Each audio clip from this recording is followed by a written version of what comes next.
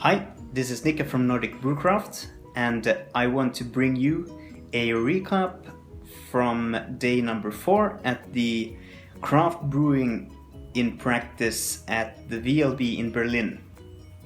Day number 4 was a very intensive day, considering the topics that we were discussing and the lectures that we were having. We were discussing the topics of brewhouse control. We were talking topics of the basics of tasting. We were talking as well, focusing on brewhouse work and on quality aspects in malt. And we don't have time really to kind of deep dive in all these topics, but I want to share with you the aspects or the things that I have learned and that I think is of value to share with you. So let's start from the basics of testing. The tasting. Tasting is intuitive. If we taste something bad, we will spit it out. Bear this in mind as you brew beer. Some of your friends really think that if you made a sour beer, that might kind of feel very different or very wrong in their mouth, and they will not like it. The same goes with brewing whatever style you are brewing. Just bear in mind that taste is intuitive. Some of the people out there will not like the taste of, for instance, some of the taste compounds found in different hop varieties.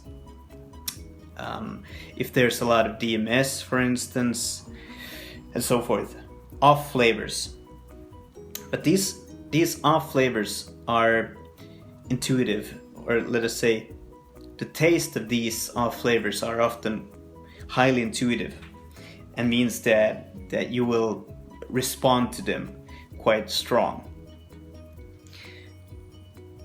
Yes. The second thing is that smell is taught. Smell is not intuitive. We will learn what a good smell is, what a bad smell is, and so forth. So there again, bear in mind, when you brew something, when you put in dry hops that will create flavor compounds that are, for instance, resembling pineapple, that pineapple smell might be very aggressive, and it will give directly a sensory. The smell of pineapple will again create a sensory reaction, and that reaction might be pleasant or unpleasant. So what I'm going to do, and with this, bearing this information in my mind, we are going to trial our beers to a lot of people that doesn't feel that they are responsible for giving us bad feelings. So expose your beers for a lot of people that you don't know, and have them comment on the profile of your beer. Are they drinkable? Are they good? Are they strong? Are they too intense? Are they kind of hitting the note that you're trying to achieve through your brewing and the particular style that you're making? That was kind of the first thing. The second is that sensory analysis is essential all the time to assess the quality of your beer. So what you want to do is, okay, for a home brewer, you can do one-offs all the time. You always brew a new beer, there's no problem. But for pro brewing, you want to have a consistency in your product. and you want to get the same reaction of the customers or the taste evaluation of that product. So expose those beers to a lot of different people and have them comment on those beers. We dive into the topic of malt quality. Or if you want to create more body and more head retention, for instance, in your beer, you can do it by using a bit of under-modified malts to have more proteins that has not been degraded by the malting process. So you want to give a little more proteins to your beer, and that way get a mouthfeel and a structure to the beer and a bit of a better head retention. Let's go on to brewhouse work. And here's some things that I want to share with you. The first thing is, for instance, the importance of checking your spent grains. Now, why is this important? Yeah, because if you feel that you are having extract losses in your brewing process, now this might be the place where it's happening. Feel your spent grains. Are they sticky? Is there a lot of extract sugars left in that spent grain? There might be a problem in the lautering process, but then again, lautering process is as well correlating with the milling. So just bear in mind, when you do your next 3-4 batches of beer, feel your spent grain. Are they sticky? Is there a lot of extract in there?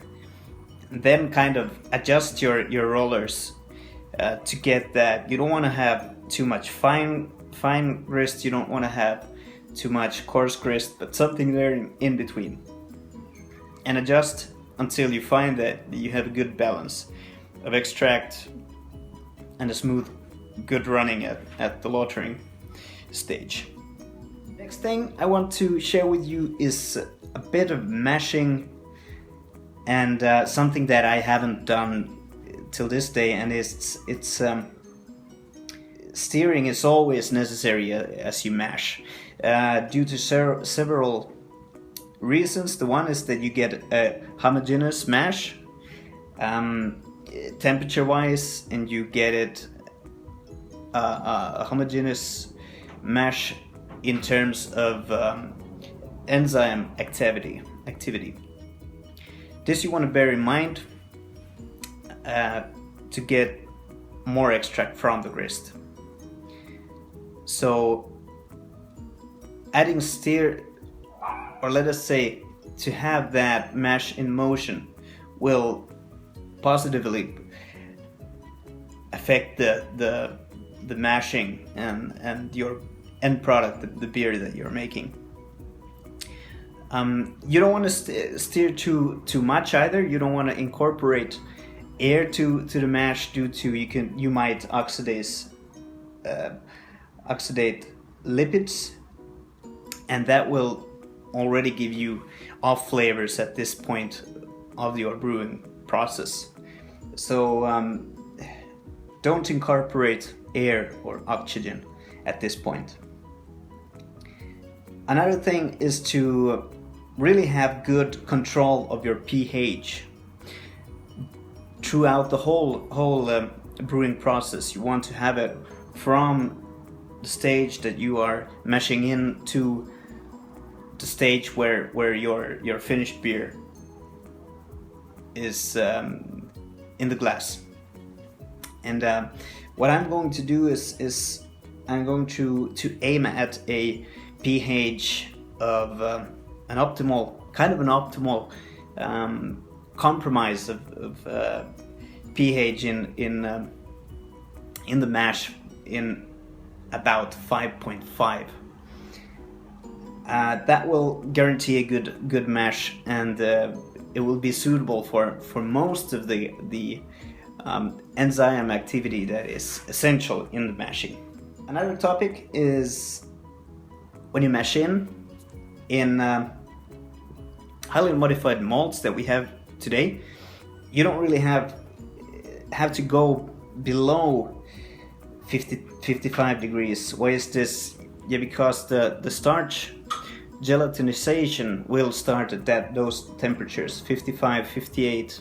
So if you don't want a really watery, if you don't want to really degrade those proteins further, I would say don't mash in under 55 or 58 degrees Celsius.